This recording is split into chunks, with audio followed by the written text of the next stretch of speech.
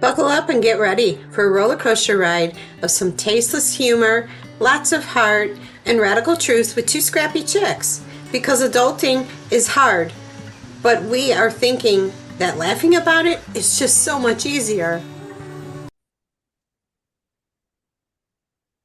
No. Hello. Welcome back.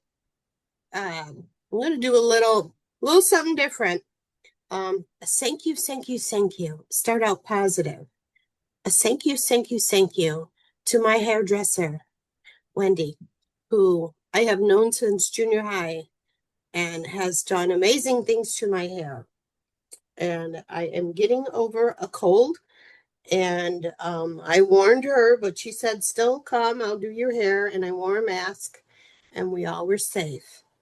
Um, I'd like to know why I keep getting these darn colds, even though I take everything under the sun to prevent it. But I mean, who knows? So I am on the mend once again. Um, it's getting old. I want to retire the title mucus queen. So, but it feels good when I get my hair done. Makes me feel all warm and fuzzy inside too. So, okay, you're next. Oh, so I was going to start with after that, Chame Chame Chame. Something I discovered this morning. Don't know how long this has been out there, but there's a fourth year, looks like medical resident at Mayo. His name is Nick Bummel, and he's been doing some really disgusting TikTok videos, basically shaming women about their bodies. Because, that's never happened in the medical field. Right, Ginger? So new, so cutting edge. And it really hit me the wrong way, as you can tell, because women are historically marginalized in the medical system as hysterical. And we're shamed constantly about our bodies. We're too fat, we're too thin, we're too tall, we're too short. Our breasts are too small, our breasts are too large, our butt is too small, our butt is too big. I mean, it goes on and on. Well, he talks about, the female vagina, and criticizes women who are coming to him at a very vulnerable point. When you're coming to seek medical assistance, you're pretty vulnerable and you're seeking help. And the last thing you need is for people to be making snide, humiliating, degrading comments about your body, about a woman's body in general. And I'm also going to do a little section about this too on my Solo and Sovereign, because there's a much bigger problem here. And this is, I'm trying to say this as diplomatically as I possibly can, is that this guy's a problem, and he's going to continue to be a problem until something serious happens. And I think that Mayo needs to step in instead of doing this whole PR, rescue mission for him. They need to cut him loose. He's a liability. He's a problem. And I'm sure this is not the first time he's done this type of thing, whether it's online or, in real life, to women, and probably guys too. I'm sure there's really nobody that's going to be safe for this guy, because he's just so loud and proud about, I guess, how disgusting he finds his work to be. If you're going to be in the medical profession, I feel that I would hope would be extra compassionate, extra thoughtful, extra helpful. And as they say, isn't that part of their vow or their creed? Like, first, do no harm. And I think he's a problem. I think he's a very big problem. And mark my words, if something's not done, it's going to be a bigger problem. And I think that women especially should seek out, not that women are perfect, because God knows we're not, seek out more female doctors and clinicians, because at least I feel like we have a fighting chance with females because they have the same body as we have. They have the same parts. And I have to tell you, ladies, I think our body is pretty miraculous, the things that our bodies can do, which is create and sustain life. And I'm really just done with allowing people to, especially males, to degrade and humiliate us about our bodies because they don't understand us. And historically, like I said, women are just marginalized. The treatments, medications, everything has really been only tested and studied on men. Because why? Because they're simple. They don't have the variations and the fluctuations in their hormones that women do. And also they can't create and sustain life. So there you go. So that's a major problem. But that was my shame, shame, shame. I'm gonna let that go here because we have so many other things to talk about, which we also want to talk about the various surgeries that we've had. And I thought that would be the kind of way to start it because not all of medical community is like this. We know that there are some really fantastic individuals. And personally, I do feel that if you're in the medical field, that you are that kind of person, that in your heart and in your mind, that's why you do what you do and why you sacrifice so much is because you do care about people. You do truly want to help. So did you want to start with your, I guess, your story about surgeries? Yes. Yes, I will go ahead. And I apologize for the squeak, squeak, squeak in the background if you hear it. It's the puppy. And she's amusing herself right now. So, Yes. And if you hear okay. lots of grinding or whatever, I have my washing machine on. So sorry. Go ahead. Yeah.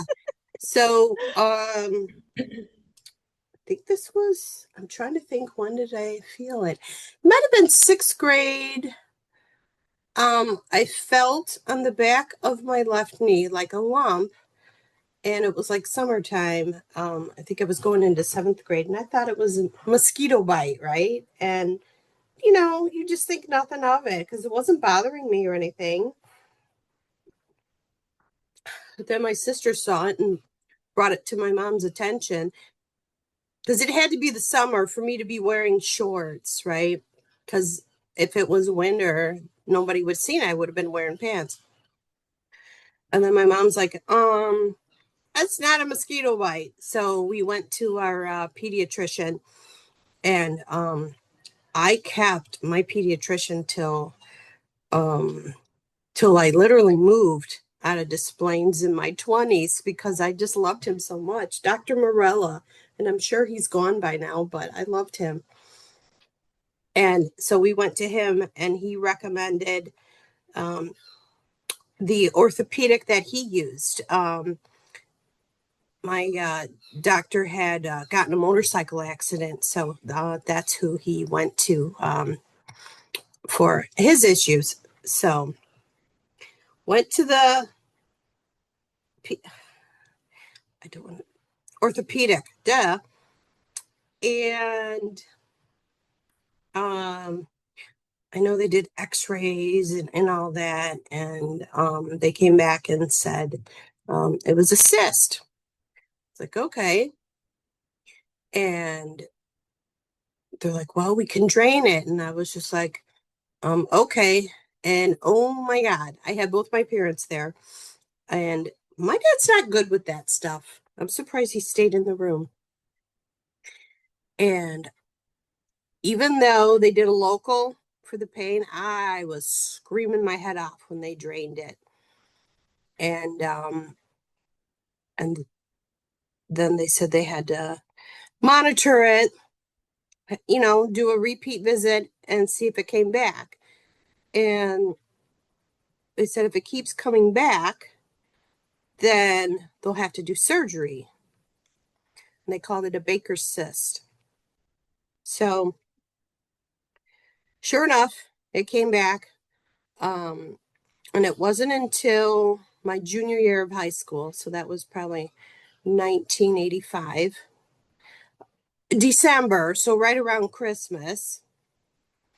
And because my mom thought, oh, this would be good for me to relax during Christmas break from school, right? And it was outpatient. So that was my first surgery. And I didn't know that I was one of those, excuse me, sir. I'm recording. I didn't realize I was one of those people who get sick from the anesthesia. So yeah, I was throwing up, and my sister drove us there because my mom never drove and my dad was working. And I sat in the front seat and I was on crutches. And she said, "Don't you dare throw up in my car or I'll kill you." I was like, okay. And I didn't even have like something to throw up in if I had to. So I kind of like held it in until I got home, and it wasn't like a quick ride home. So yeah, that was fun. And even though I was on crutches, I still opted to go to Woodfield Mall of all places during Christmas break. Back then when the mall was crowded. That was the stupidest thing I ever did, going to the mall, crowded mall, on crutches. Um, but that Who, did the trick. did you, And who did you go this, with? Donna and Kelly. Oh, Yeah. But the surgery, they call it, it's arthroscopic surgery on the knee. And they go in. I'm sure it's much different now, but back then, it was like three holes and then a camera, and they scrape um, the knee and stuff. And I still have like the report somewhere in my files where they said it came back that it was that I have rheumatoid arthritis. But my knee never filled back up again. The other one did after I gave birth to Kevin, and I went to orthopedic, because we had moved out this way, and they were trying to tell me that you don't have arthritis. Who told you you have arthritis? And I'm like, this doctor. And I'm sorry, I trust the doctors more up north than south. So I'm like, you know what? You're doing nothing for me. So I stopped going to them. And I mean, I feel like the aches and stuff. I don't really take anything for it, but yeah, that was a fun surgery. So then the next surgery, um, and I don't think, let's see, I had a C-section. Refresh my memory. Do they give you anesthesia, really? I mean, because they you're give you, awake. yeah, they give you a block. So it's an epidural because Okay, they block you from the like the middle, your middle to your like to your, down to your feet. okay. Well, I Spinal don't re block. That's it. yeah, I don't recall getting sick from that. How about you? No, surprisingly, I did really well with that. Yeah. And then back then they used to cut you when they did a C-section, they used to cut you from like I think under your breastbone going down. But now they do the bikini line. So I still have that scar, and I have a pouch, I call it, from it. And and Ashley's like, I ruined your body, didn't I? I'm like, yeah, you did. No. Children in general, just being pregnant can do that. So it wasn't Hmm. her specifically, but Yeah. that's that's just And I don't know about you, but sometimes that incision there itches. yes. I was just gonna say that. It's phantom. It's a phantom thing. Like when people lose a limb or something, how they'll say their arm will itch or their hand will itch or their foot or leg will itch and it's no longer there. Hmm. So I know I don't have feeling in certain spots right there Yeah. because I have the bikini one too. Even though my C-section I had twins, so they still did a bikini one for me. But yeah, that it will itch. It's the most bizarre thing. Yeah. So, hmm, I'm trying to think. Oh, so I mean, I had you don't know until you do something for the first time. This kind of correlates not to like. surgery, but like the sickness. Airplane. The first time I went on an airplane, 18 years old, went with Angel to Arizona, and she did have some things for motion sickness, and she's like, "Damn it, I should have given it to you." And I'm like, "Yeah," because we took a flight from Chicago to like I think Minnesota, and I got sick, and I was sitting right next to her, and she knew what was going to happen, and she was well traveled, and just pulled out the barf bag and goes, "Here, just." I go, "Really? Here?" She goes, "Yeah, it happens." I'm like, "Okay." And then I seal it, but then I'm like, I had to hang on to it until we exited the plane, and we're exiting the plane, and I'm carrying it.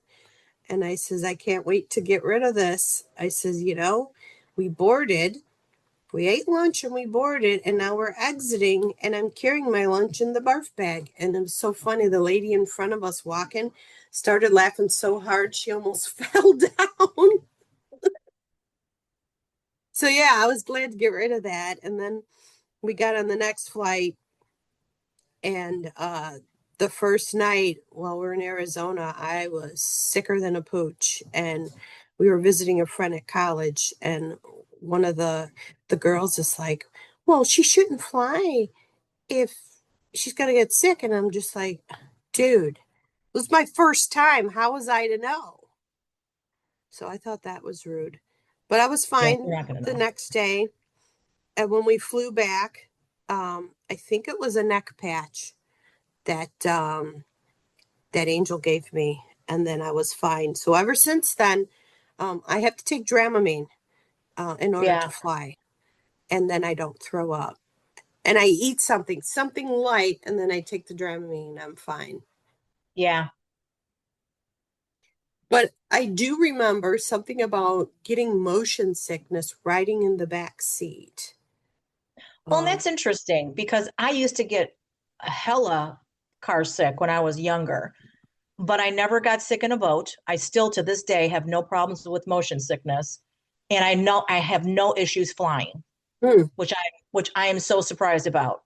I'll yeah. get panic attacks flying, but I won't get sick to my stomach.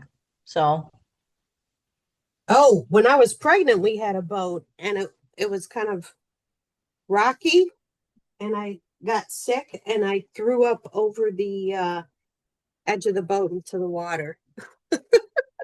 oh, yeah, I mean, when that happens, you're miserable. Yeah. And here's the crazy thing. Um, we would buy season passes to Great America, and I would go on the Demon that went upside down, the tidal wave that went into the loop and then came backwards into the loop. Um, the Wizard roller coaster that wasn't as bad, and then the American Eagle. Oh, And God. yeah, I never got sick. So Isn't that weird? yeah, but you know what? Um, the thrill rides, yeah, that's over. I will never do that again. I can't. I'd probably I be know. sick. And then what other surgeries have you had? Is that it? No. So then after that, when I was about, let's see, probably 24, I decided to get my tubes tied. And my doctor, who's the one that delivered Kevin, the gynecologist, he's like, "Are you sure?" And I'm like, "Yeah." And, they got to ask you questions like scenarios. Well, what if, something happens to one of your kids? And I'm just like, "You don't replace them." And Right. it's, he's like, "And what if something happens to your husband?" And I was just like, "Then I'll meet someone who doesn't want to have kids." Right. And Exactly. and then they said, "Well, what if you get a divorce?" I go, "Same thing." Right. And I did have the option to do this.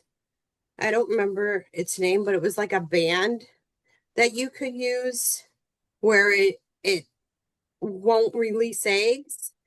And I said, "Doc, I appreciate you giving me my options, but I come from a very fertile family. My mother had eight, and Yeah, I yeah, don't want to repeat it.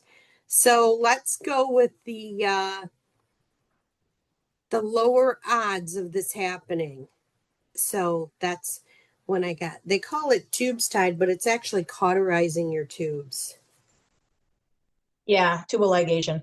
Yeah. And that was outpatient. And I had to call my parents out, and they had to come all the way up from Arkansas. And my mom stayed and watched the kids, and my dad drove me. And like I said, it was outpatient. So um, I did not get, I should have, I don't know why I didn't think about it, but I should have warned them, hey, I get sick with the anesthesia. And I didn't. So when I came out, my dad had to drive me back. I was feeling woozy, and they had just gotten a new car. And he says the same thing. Um, don't you dare throw up in my car. And But I'm he like, didn't threaten to kill okay. you. Yeah. Yeah. I don't think he threatened to kill me. It was my sister that did. I Right, don't think my dad would say that. right. And I think he gave me like a garbage bag to throw up in. And I said, okay, but Dad, we may have to pull over. And he's like, okay. And the ride back was backcountry roads, wasn't like we could go to a gas station. So, but I didn't throw up in either one of their cars. Um, so finally, when I did have a colonoscopy, I said, hey, I throw up from anesthesia. Oh, no problem. We can give you something for that. And I was like, really? Awesome. And so a problem solved if I only knew that they could do it. And I guess they do it now regardless Anti-nausea. because, Yeah. yeah, my little guy, little Ragu, had to get his adenoids, his tonsils, and tubes put in his ear. And he wasn't sick after. They gave him anti-nausea. He had to stay in the hospital a day. He's now home. He wants to ride his bike. Um, I sent him a plushie Buzz Lightyear, and he loves it so much. He's sleeping with it, and he is hearing better, and he is having no problems falling asleep now. So um, I think this little boy is going to be thoroughly rested, and his parents Yeah. too. Yeah. Because it doesn't sound like he was sleeping well. No, no, it doesn't. I mean, I had no problems here when I had him here, but I guess at home he was struggling, poor little guy. And is that So it for yeah, surgeries? no, no, forgot about one. The one that we share. 2013, I was getting it was like February, pains in my abdomen. I'm like, oh my God. So I go to the doctor and she's like, go get an ultrasound. She's like, it's your gallbladder. I'm like, no, it's not. And she's like, okay, well, I didn't listen. I was like, I'm not doing it. Well, then I woke up one day in May in pain, like excruciating pain. And I called her and she said, did you ever get that ultrasound? I said, no. And she shamed me. Yeah, chame chame. Yeah. And um, I went and got it done. And then she called me right away and she says, you got to go see the specialist. It's not good. I'm like, okay.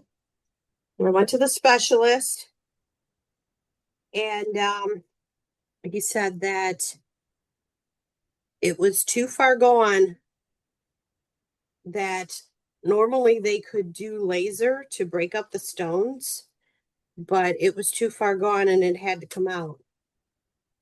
So I had my gallbladder, gallbladder removed.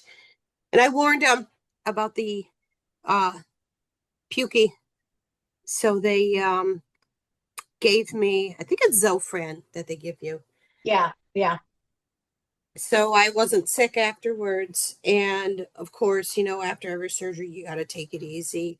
Like the next day, I was up and about and cleaning and doing laundry and, yeah. whatnot. Because I'm just not one to, you know, lay No, around. I'm the same way. I always did well with the surgeries that I had, and it was like I bounced back right away, even after the C-section with the twins. Yeah. But I will say this. Um, I was about 30 pounds lighter, which was nice. And food would go right through me. And, they're like, oh, you can't eat this, this, and that. I'm like, really? Can't eat pizza? I'm like, watch me. All I'm gonna right. eat pizza. And I do. I do eat pizza. And I blame the weight gain on I just love food. And Well, yeah. I menopause. mean, just there's a lot of things, and the stuff that's in the food. It's never just one thing. I know. But Stress overall, too. you had good experiences with your hospital stays and surgeries. What was that? Overall, you've had good experiences with, your hospital stays and your surgeries. Oh yeah. I have a funny story when I gave birth to Ashley. Oh, and I forgot when I gave birth to Kevin. That was just an epidural. And I had him natural, so that wasn't too bad.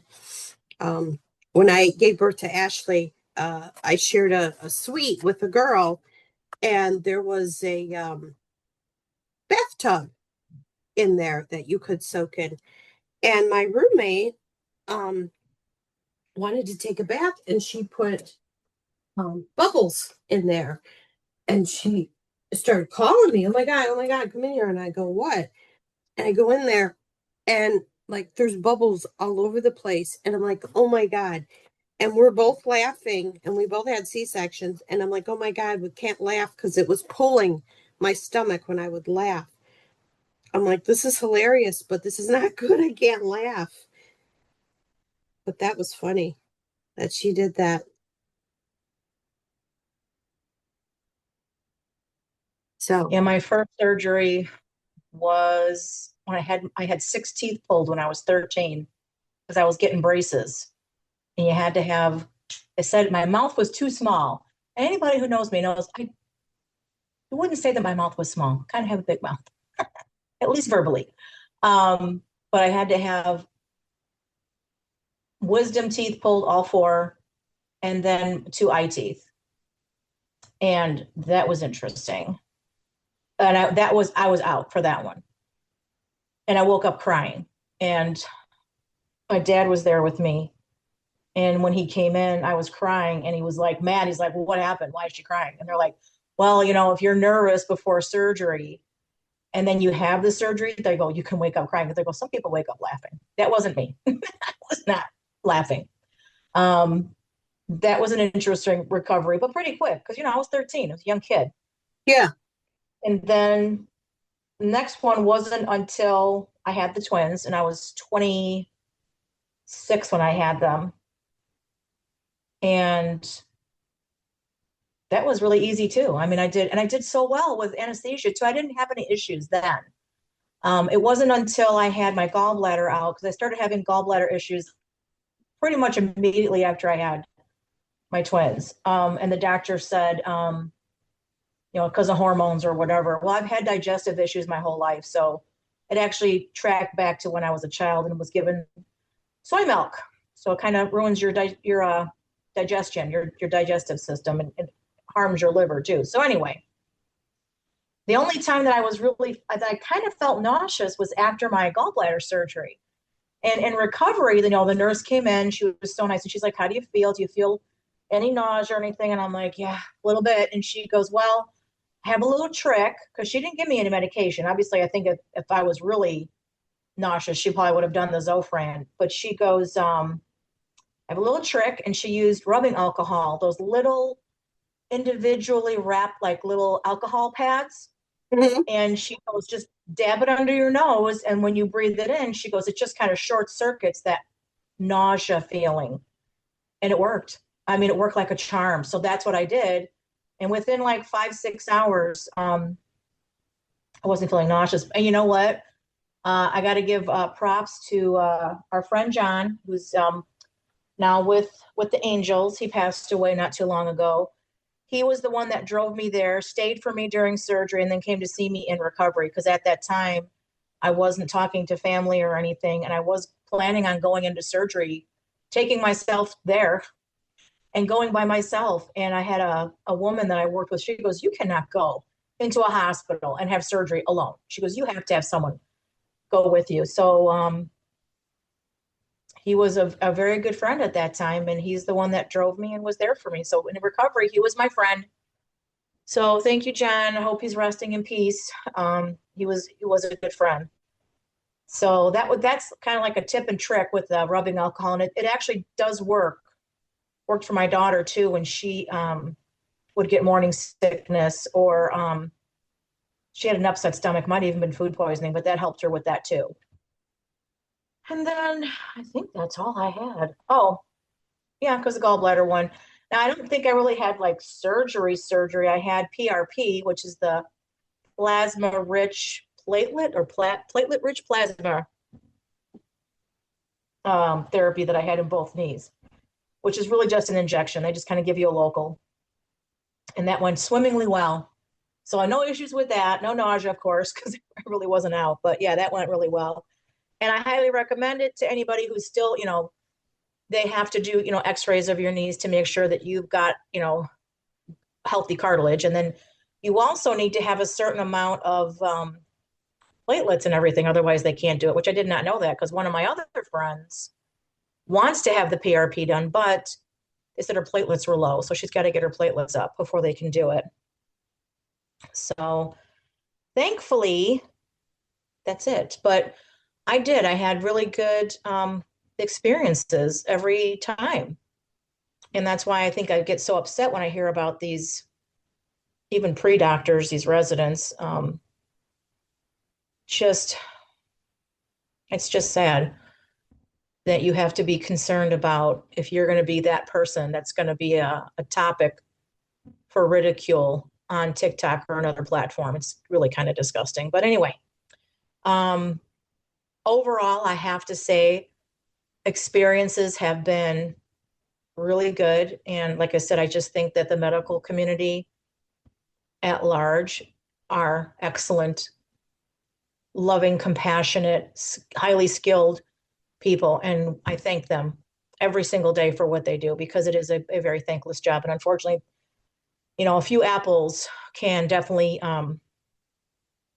ruin the bunch because it's just reflects badly on the industry at large, especially if you feel like a hospital is not doing enough to protect you as a patient. And in my humble opinion, something needs to be done. But I digress. What were we Yes. talking about next? What are we? Oh, Oh, storm anxiety. Take it away. yeah. Oh, but really quick, you were talking about how you got your wisdom teeth pulled. I never did, but I have dentures. So I had all my teeth pulled, and that will be a podcast where we talk about it. And I want to get the student, I did it at a dental school, so I want to get the student on so we can do that story.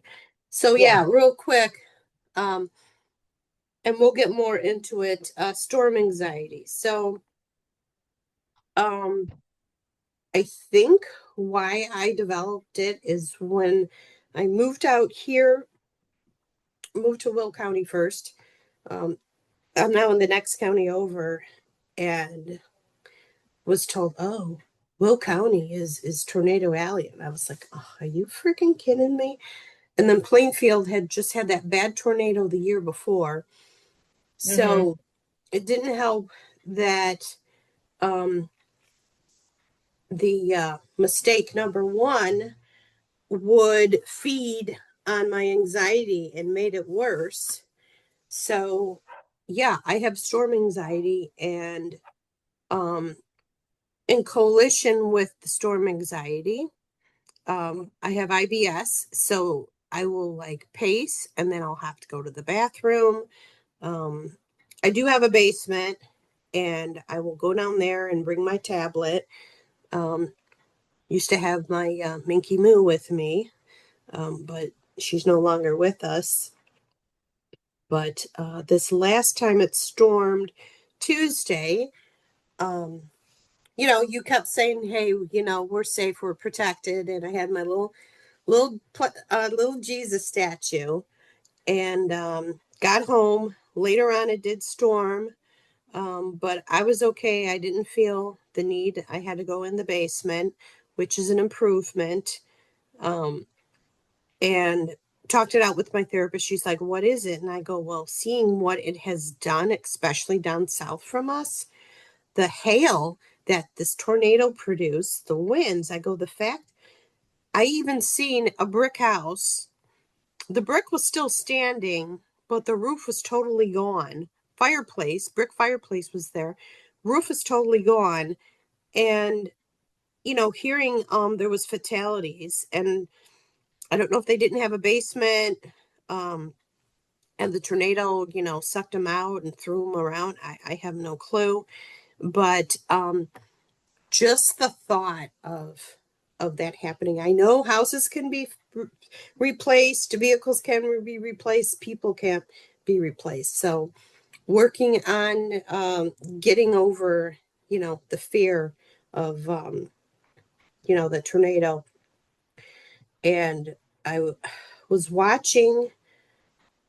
I seen a clip on my phone, and it said there was a show on Discovery in the Eye of the Storm, I think it's called. So I went and watched it, and I've been thinking. I didn't tell you this, so this is going to be a surprise to you.